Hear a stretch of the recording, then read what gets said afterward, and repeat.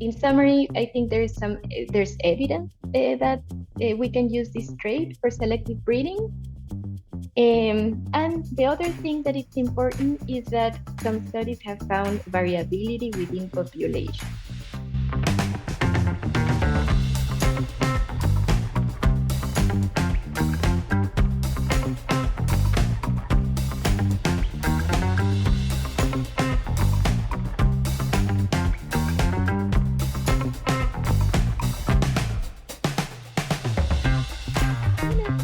Talk a little bit about breeding for low Varroa growth. Perhaps some of you have heard about this method. Um, and I had the great opportunity to be involved with two of the research teams that were working on this. So I guess this is going to be a very brief introduction because honeybees. I guess in this group we don't need a lot of background. Honeybees are extremely interesting because we can study them as individuals. So each bee will have its own defense mechanisms to fight diseases. For example, through cellular immunity, humoral immunity, they have all these tools that they use to defend themselves against pathogens. But also we can study them as an organism, as an eusocial organism. So as a colony, honeybees have their own ways to defend themselves against intruders, including one that needs no introduction. So we know Varroa destructor, it has been a major concern for beekeepers in North America and in many parts of the world since it was introduced. And it causes a lot of damage. For example, causes immunosuppression. So the bees that are parasitized by the mite are not able to defend themselves against diseases like they should. They vector viruses. We know now, thanks to some studies, that deformed wing virus B is not only vectored by the mite, but it can also replicate in the mite. There are many other viruses that have been associated with Varroa parasitism, although we don't know what exactly the nature of this association. Varroa mites, they shorten the lifespan of honeybees. And if they are not properly treated, we know they can collapse very rapidly. So as beekeepers, we need a lot of tools to manage them, as we all know. The best approach that we like to promote is an integrated pest management. So an integrated pest management, we rely on education, not getting comfortable with things, always being updating information, being aware of what's happening. Varroa mites, they're always competing. They want to succeed and they are very determined. So we have to be, if not ahead of them, I guess very close to the game and being aware of what's happening. So education, then as this excellent presentation before mine was pointing out, cultural mechanical methods to reduce mite levels. We also have to rely on genetics. So breeding for resistance is one of these tools. And finally, choosing the best treatment options that we have based on honey flow, the time of the year, the conditions of the colony, and even temperature, which is a big deal in these parts where I am right now. So based on this, we have to use all these tools and try to control Varroa destructor. So I'm going to focus on one of them that will be selective breeding. And just as to remind ourselves, honeybees, they have different ways to defend the colony. We know, for example, hygienic behavior, which is when honeybees detect disease or dead brood, uncap them and remove them. A specific form of hygienic behavior for Varroa mites, which we know as Varroa sensitive hygiene. They can also use propolis, which has antimicrobial properties, and it's very effective at containing diseases within the colony. And there have been others proposed that we still not very sure, such as bee fever. The other one would be grooming behavior, which we can divide that into social grooming or allo grooming. That is when the honeybees, the worker bees, they make a little dance and they ask an estimate for help to remove parasites and particles from their bodies. So that would be social grooming. And then we have self-grooming, where bees use their own mandibles and legs to remove parasites from their own bodies. So I'm going to focus right now on self-grooming behavior. Self-grooming behavior is a trait of interest because it has been linked to the ability of the colonies to restrain Varroa destructor population growth. When we choose a trait to select, it has to have different characteristics to be able to be successful in a breeding program. One, we have to like that trait. For example, as beekeepers, we like high honey production, we like gentle bees, and we like bees that would be resistant to diseases, in this case, Varroa mites. This trait has to be passed from one generation to the other, so it has to be heritable. We need variability within a population.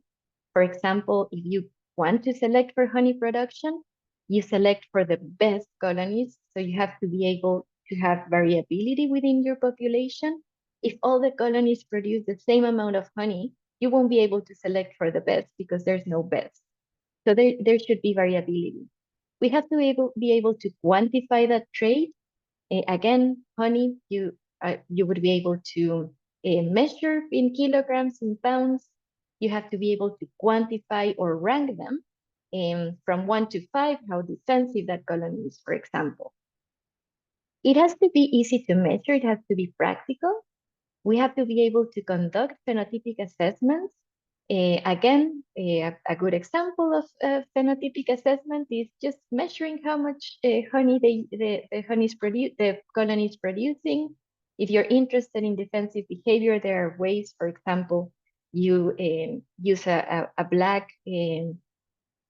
a flag or cloth in front of the hive, and then you count the number of stings in that black cloth, and you're able to measure the trait that you're interested. So there should be a way of conducting this assessment. If we're lucky, we would have molecular markers, which are tools such as DNA, RNA, proteins, or lipids that are available in many other animal models.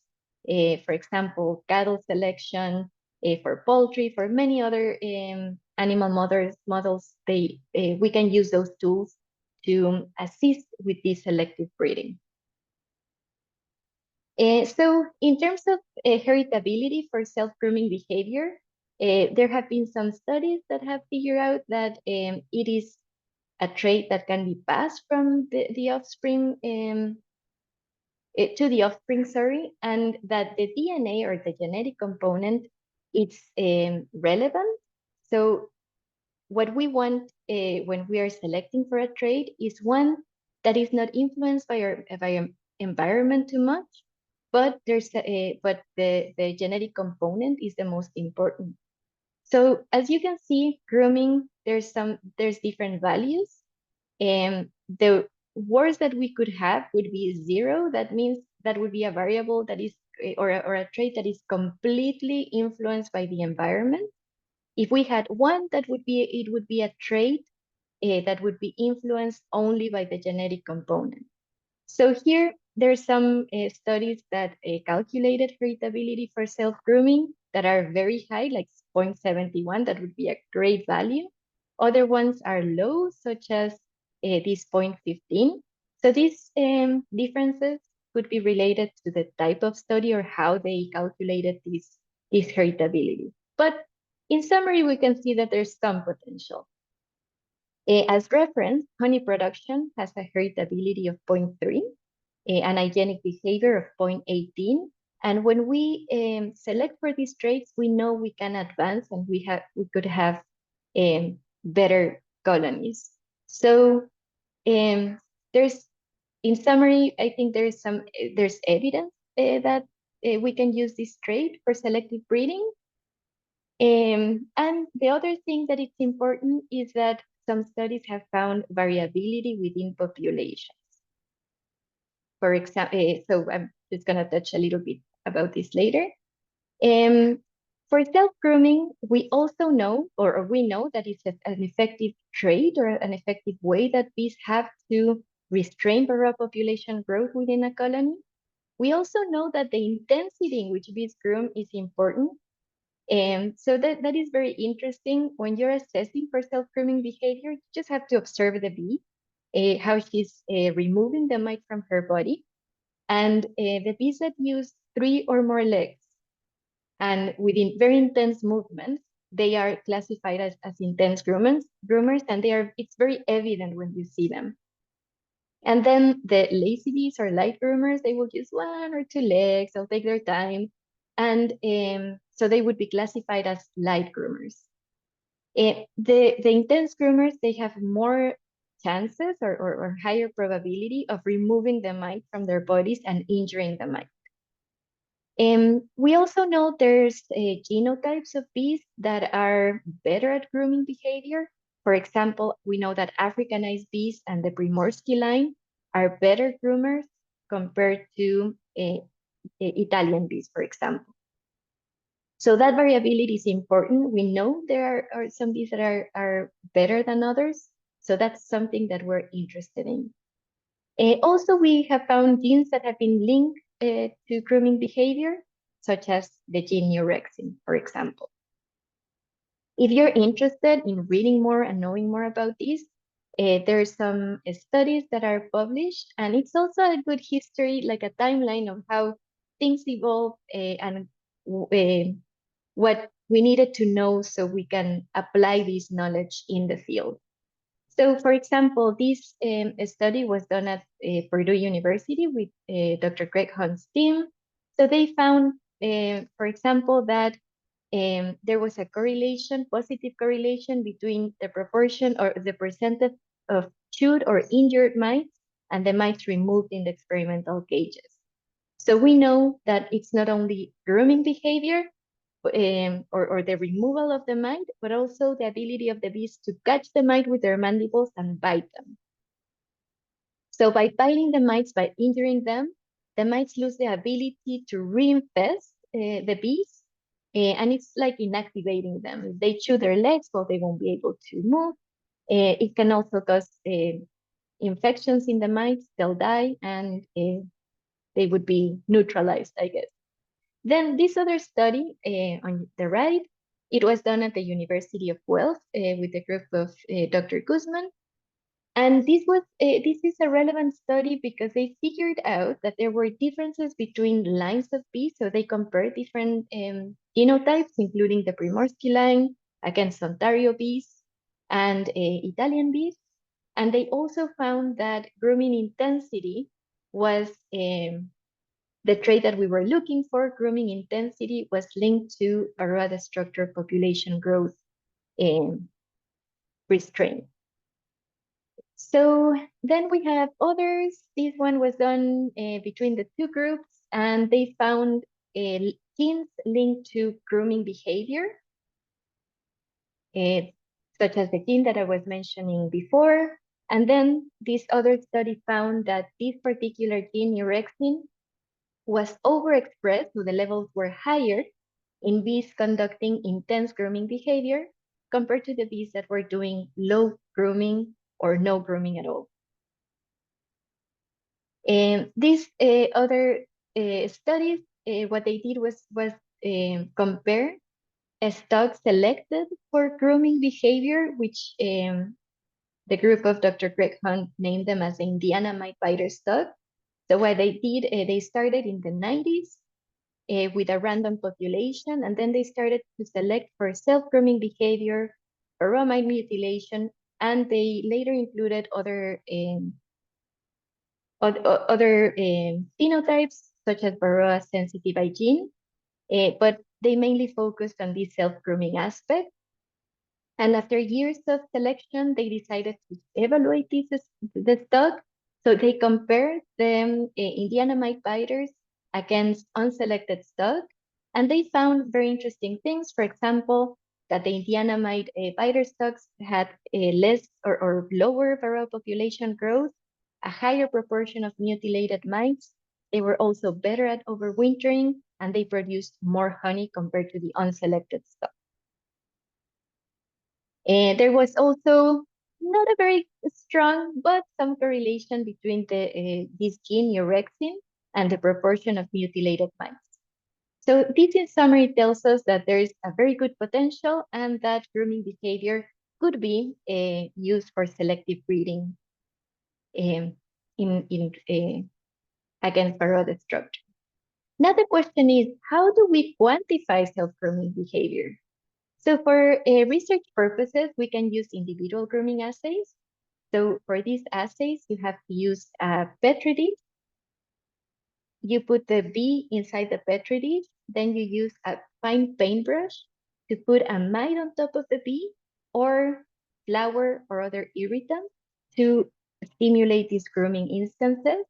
And then you have to observe the bee for 3 minutes. And in these 3 minutes, you have to record when she started to groom, if she groomed lightly or intensively, if you're using a Varroa mite, if she was successful at removing the mite of her body, and how long it took her to achieve that. So I did that for thousands of bees, and what I can say is for the first 3 bees is very interesting. Bee number 10, you're starting to get tired.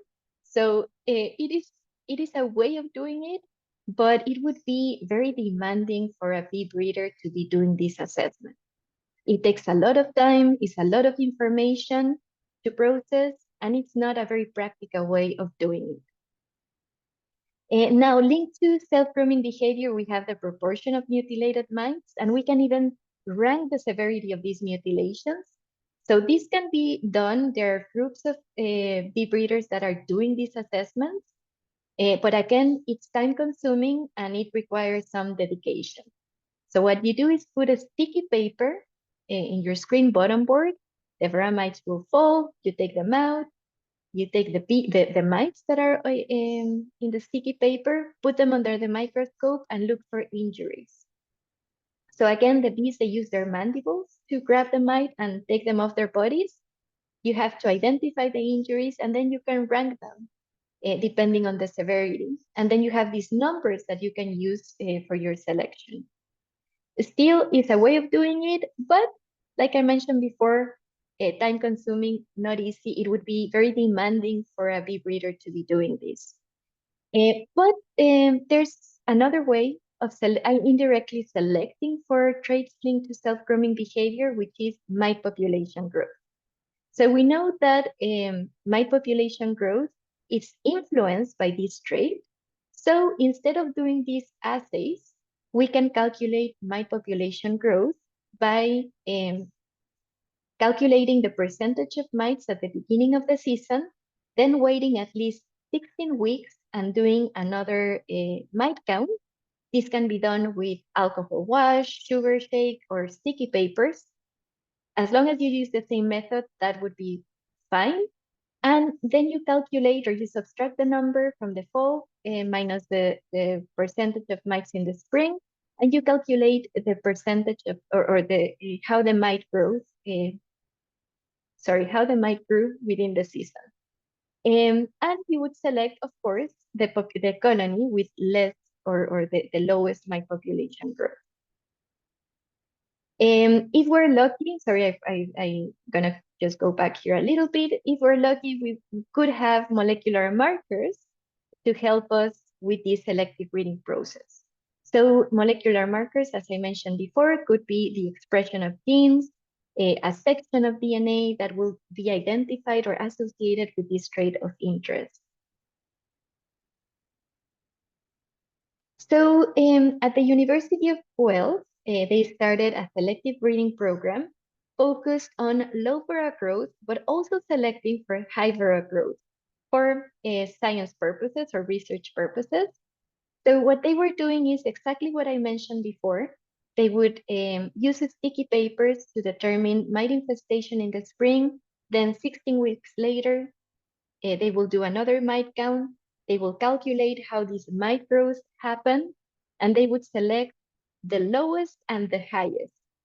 They also conducted some other assays, such as these proportion of injured mites and the severity of the injuries, and Varroa sensitive hygiene. But I was doing in that moment my postdoc at the university, and I thought it was a very good opportunity to have the extremes and to help us understand a little bit of what was happening inside the brain of these bees. So this is Alvaro. He was the lead of this research. He published the results from the first 2 generations, and that's when we decided to include this study that I'm going to explain or talk about. Now he finished his PhD. He's done with the selective breeding. He just published the latest results from an additional generation. So if you want to know more, you can get in touch with him.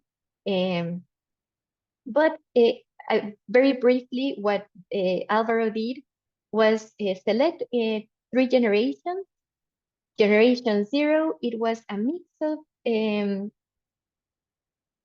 I see there's a hand. So I'm just gonna check that everything is good, and I'm happy to take questions now or at the end. We'll take the questions at the end of your presentation. Sounds good. And please let me know if there's any technical issues, if the sound is good or not. Feel free to interrupt. Yep, everything's fine. Yep. Excellent, thank you. So they started with 300 colonies, a mix, basically Italian bees. There were some Apis mellifera carnica, Buckfast strain, that is the strain that is produced at the Honeybee Research Center in Guelph, and Ontario bees. So they started with 300 colonies, they did the assessment, and then they selected the best, or the 6 and the worst 6. So the 6 with the lowest Varroa growth and the 6 with the highest Varroa growth. They overwintered the colonies, and the next year, they reared queens from these colonies, 150 queens. They established the colonies, and then they did the same assessment, selected the best and the worst, overwintered, and the same thing for generation 2. It was done in an open mating system. So the drones or the queens, these queens that were selected mated with drones in the area. And they did the sticky papers for these. And I guess an additional thing that they measured was viral level. And just in generation 2, they saw some benefits or some advances in this selection. For example, the low Varroa growth had 1.7 less mites compared to the high Varroa growth. The farmwing virus levels were lower as well in these colonies, and they overwinter better compared to the high Varroa growth. And I believe I just saw Alvaro presenting very recently in Ottawa, and in the 3rd generation, they also saw very good results, including Varroa growth, viral levels, and overwintering mortality. So taking advantage of what they were doing, I decided to start a side project. So we took low Varroa growth colonies and high Varroa growth colonies. This was done in collaboration with Purdue University, which they have also the experience of the Indiana Mite-Biter stock. So we selected the best and the worst, and then we assessed 2,496 worker bees from these colonies. Like I mentioned before, we put them in the Petri dish, we put flour on top of them, and we classify them depending on the intensity of their grooming. And we also measure the time of first grooming. So we decided to use flour because, as you can see, we needed a lot of bees to do the assessment. And if you use Varroa mites, it takes a long time. And one issue with mites is that they are always there. We try to fight them, but when you need them for research, suddenly you don't have enough mites. So we did this collaboration with the National University of Mexico, and they have some data. They did some assessments as well. So we noticed that using flour, it was also an effective way of assessing self-grooming behavior. So instead of using the Varroa mite, like the original assays, we decided to go with the flower. So this bee that you see in the video, she's grooming intensively because she's using 3 or more legs. And as you can see, she's putting a lot of energy in the grooming. So once you see an intense grooming, it's very easy to identify them. And well, after that, we selected 100 bees from each of the categories. We did 3 technical reps and we dissected their brains and we did some RNA extraction. And with the RNA extraction, we did RNA sequencing to assess gene expression and compare the expression between low Varroa growth and high Varroa growth. And we also did some viral analysis. So what we found was interesting. For example, there was a very high proportion of intense groomers in both populations, so it was not very informative. However, for the time of first grooming, we noticed that the low Varroa growth bees reacted faster compared to the high Varroa growth bees, and also the intense groomers were acted more quickly compared to the rest of them.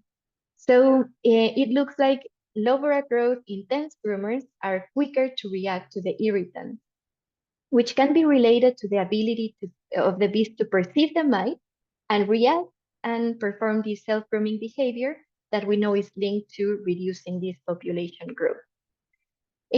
So we found that the high Varroa growth bees, they have more than 200 genes downregulated, and some of the genes that we identified as potential um, informative genes were related to odorant-binding proteins. That in the brain of bees, we don't have a lot of information about their role. We know that in some other species, they are related to immune responses and some neurodegenerative diseases, like schizophrenia. But in honeybees, we don't know exactly what they do in the brains of the bees. So it was interesting to find them dysregulated between these two, I guess I will call them genotypes, the low Varroa growth and the high Varroa growth.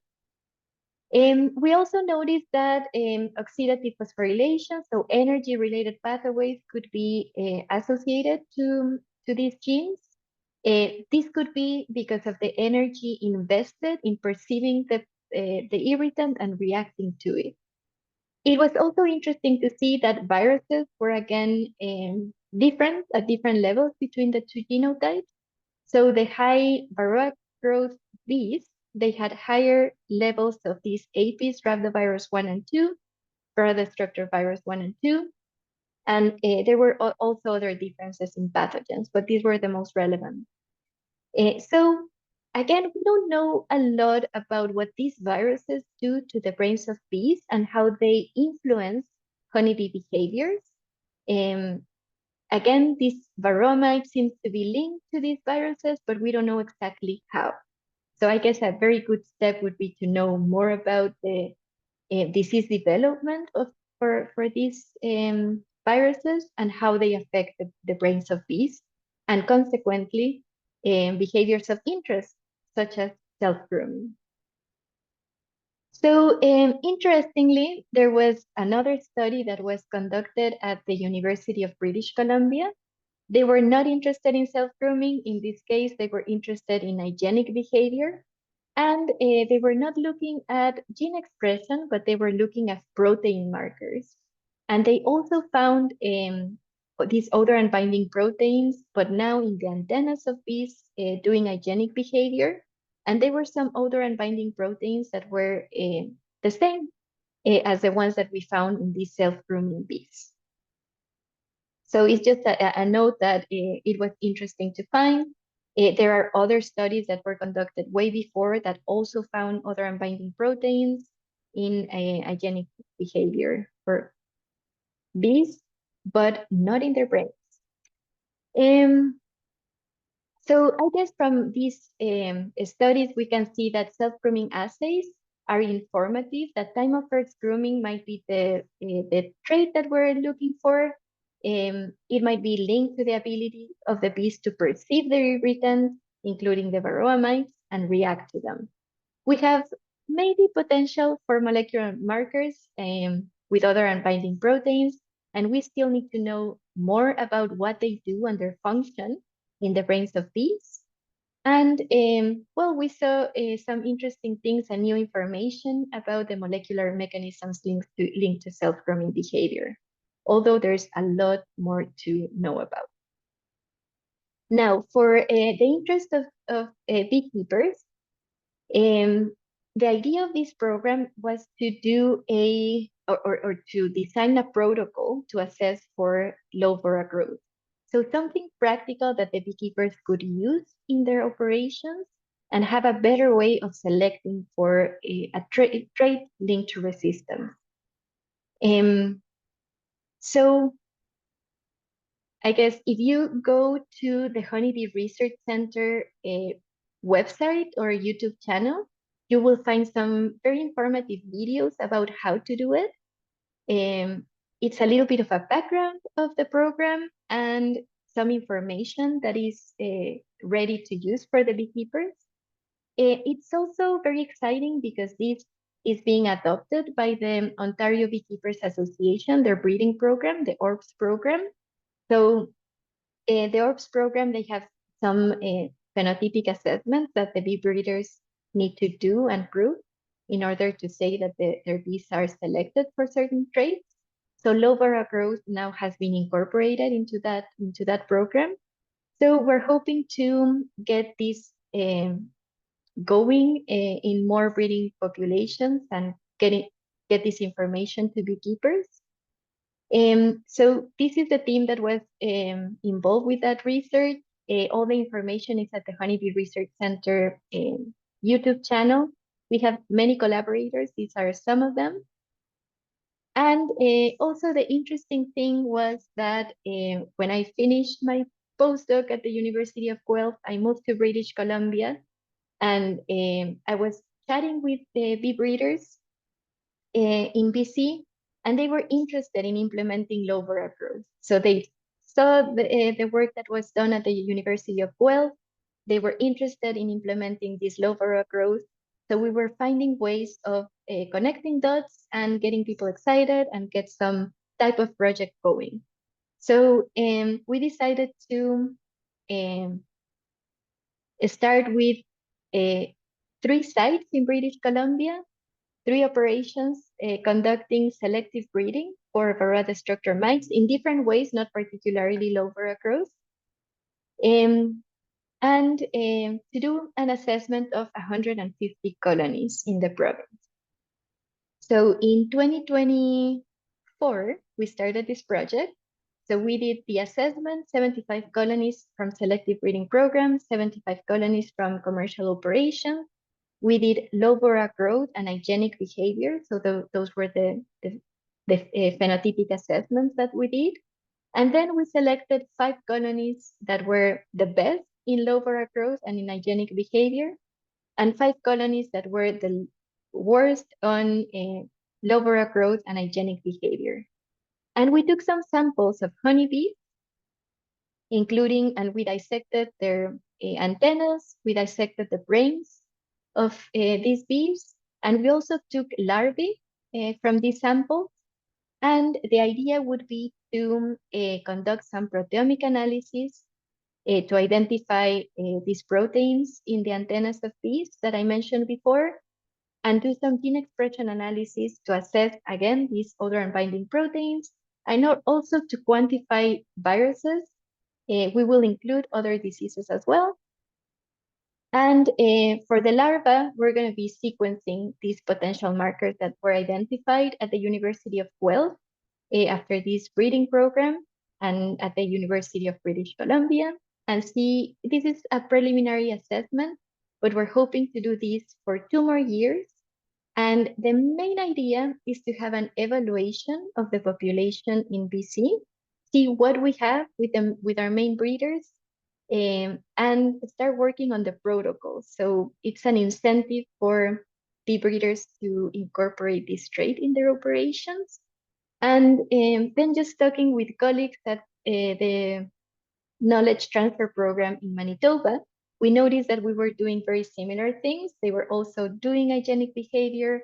They are starting a breeding program in the province. They are also doing UBO. We see some presentations here about that.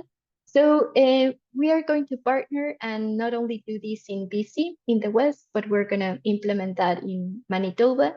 So next season, we're going to be increasing this project and again, getting in touch with beekeepers and offering these protocols and see and do some assessments of our population. So this is in a nutshell. I think I don't know why I think I'm in a speed mode or something, but I think I left a lot of time for questions. But I would like to thank you for the invitation. Very happy to be here with you. And perhaps we can have some discussions because we have a lot of time. So I'll be happy to chat, to get to know more about your interests, what's happening in your regions, and happy to start a discussion. Thank you. Thank you, Dr. Morfin. No, that's just fine with the time. We plenty of information to digest. We also squeezed out our lunch break, so it may give some folks an opportunity to get some nourishment between speakers here as our next speaker starts at noon. There are a couple questions that we can ask, so I will post those here now. Absolutely. This one's from Mr. Vayer. Have you had any experience using CO2 method for mite counting or using it as an anesthesia that knocks out 100 bees and then the mites on them at the same time, shake and harvest the mites? The bees survive the test. It is alleged that it's just as accurate as the alcohol wash. So to be honest, I don't have experience using that method to calculate the percentage of mite infestation. We use that method to collect mites. So what we did is had a colony with high mite infestation. We just take one frame of that from that colony. We put that frame inside a plastic bag, CO2, and like you said, they all get anesthetized, and we are able to collect the mites. But I haven't used that to calculate the percentage of mite infestation. And I don't have numbers of how they correlate with alcohol wash or sticky papers. If someone else from this, if the speakers have any other information and have any thoughts.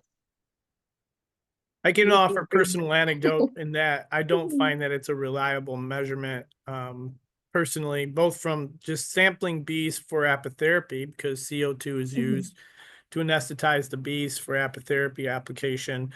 And my observation is that a good majority of the time, the mites will remain on the on the workers or the bees, especially if they're embedded in the plates very tightly. And Yeah.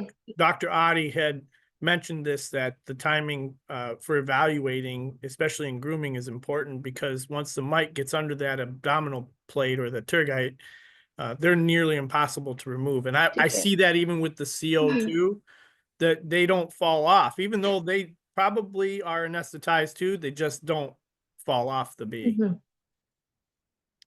Okay, the other question.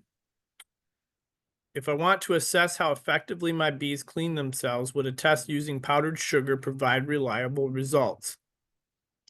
Yes, so I guess again, it would be a little bit difficult to use the grooming behavior with sugar, which is very similar to what we did to assess a colony. So you would need to assess a lot of honeybees for grooming behavior. We did thousands of bees, as you noticed, to be able to see differences.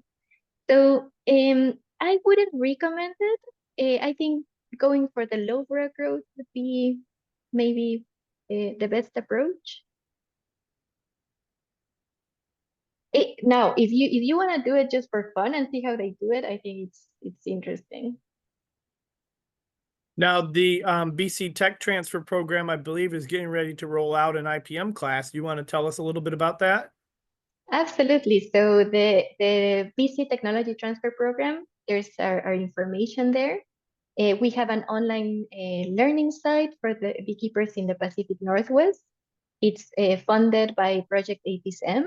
So we now have Introduction to Beekeeping, Diseases and Pests. We have an instructor course, and we're preparing the Integrated Pest Management webinar. So everybody's welcome to take those courses, and any feedback is welcome. We're very excited to be launching these tools. And this course will also be covering mechanical methods for Varroa control? Yes, absolutely. Excellent, excellent. Yeah. I'm not a fan of IPM as a definition of just rotating chemicals. It seems that gets left out. There's lots of other options besides just rotating your chemicals. Exactly. Yeah, and we have to use all the tools. Varroa mites are not easy to control, so we just have to use what we have in like, I guess, holistic approach. I like the anecdote that you suggested that when you're looking for mites for research, they never seem to be around, but when you don't want them there, they're plenty. Exactly. Very interesting. Well, thank you so much, Dr. Morfin. Appreciate your time today. Thank you so much for the presentation, and enjoy the rest of your conference in Manitoba. Well, thank you so much. Happy to be here. And if you have any other questions, comments, feel free to reach out. Thank you so much. Have a good Bye day. bye. You too. Bye bye.